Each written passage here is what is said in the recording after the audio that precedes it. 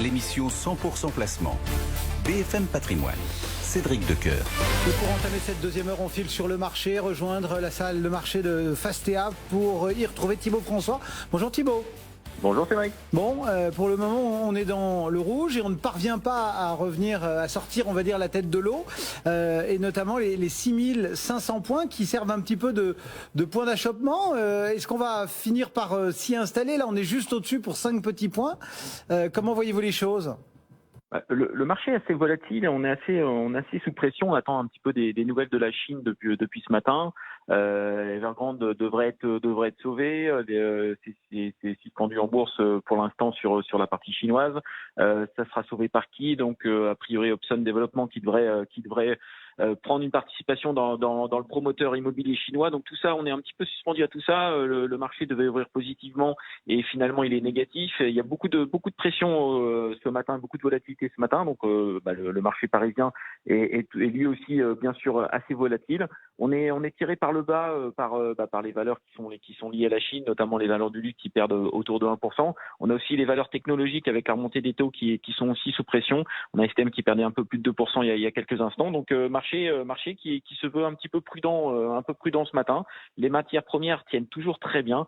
On a un Brent qui est au-dessus de 79$ et des valeurs pétrolières qui sont plutôt bien orientées depuis ce matin. Heureusement d'ailleurs, on a Total Energy qui gagne un peu plus de 0,6% et ça c'est plutôt bien. On a Technip aussi qui gagne un peu plus d'1,5%. Donc le marché continue à se comporter avec des matières qui sont plutôt bien orientées, des taux qui remontent tranquillement. L'OAT remonte à 0,14. Il y a juste le Bund 10 ans qui est encore négatif autour de moins 0,2. Mais c'est vrai que la volatilité est assez importante sur le marché. Donc on attend un petit peu le dénouement qui devrait être proche sur les valeurs chinoises pour avoir un peu plus de visibilité, on l'espère, dans les prochaines semaines et s'installer durablement autour d'un CAC au-dessus des 6500 points, j'espère, dans les prochains jours. Voilà quelques éléments à avoir en tête. Et puis, faute peut-être aussi de publication parce qu'on n'a pas encore redémarré la saison. Il y a pas mal d'offres ou de rumeurs en ce moment sur le marché. Et vous vouliez citer notamment Bell. Oui, tout à fait. Le marché aujourd'hui, on attend d'ici maintenant 15 jours, 3 semaines, les premières publications pour le troisième trimestre. Il y a pas mal d'offres en ce moment et c'est vraiment assez important depuis le début de l'année. On a notamment Fromagerie Bell, on l'a appris vendredi, c'est Unibel, donc l'actionnaire de référence qui augmente son offre sur Fromagerie Bell. On passe de 440 à 550 € sur le prix de l'offre. C'est quand même 25% d'augmentation par rapport à l'offre initiale. Ils ont aussi finalisé la session de Verdamer à Lactalis, donc tout ça va dans le bon sens. Réouverture a priori du cours de bourse tout à l'heure sur le marché parisien. Et bien sûr, on a aussi d'autres rumeurs comme Eutelsat et SMCP. Eutelsat, on l'a vu en fin de semaine dernière, Monsieur Drahi s'intéresse au secteur, notamment à l'internet haut débit par les satellites pour son groupe Altis. Alors pour l'instant, une première offre aura été faite autour de 12,1 € sur le groupe Eutelsat, qui a été pour l'instant repoussé par le management. Mais en tout cas, la spéculation repart sur le groupe Eutelsat qui est particulièrement mal valorisé en bourse, qui a beaucoup baissé ces dernières années.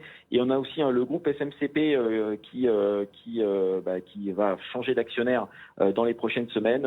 L'actionnaire chinois n'a pas pu rembourser son émission obligataire, son emprunt obligataire ces derniers jours. Et donc un changement de contrôle est à prévoir dans les prochaines semaines, dans les prochains mois sur SMCP. Pareil, on en retrouve un petit peu la même tendance que sur Eutelsat ou Fromagerie Bell, des groupes qui ont énormément baissé ces dernières années. Alors ce sont des groupes typiquement très value et qui aujourd'hui se retrouvent un petit peu au tapis avec un potentiel de rebond assez important. Et donc on verra un petit peu le changement de contrôle qui va avoir lieu sur SMCP. On parle de fonds de private equity, on parle aussi de groupes de luxe qui pourraient être intéressés par ces marques extrêmement fortes en France mais aussi en Asie. Donc réponse dans les prochaines semaines, mais en tout cas c'est particulièrement intéressant d'avoir ce nombre d'offres sur le marché parisien. Thibaut François, depuis Fastea Capital. Bonne séance Thibaut sur le marché. Le CAC à 6511 points ne perd plus que 0,1% pour le moment. Dans le reste de l'actualité, Evergrande a suspendu ce matin ses opérations sur les marchés de la bourse de Hong Kong. Sans donner de raison, les cours des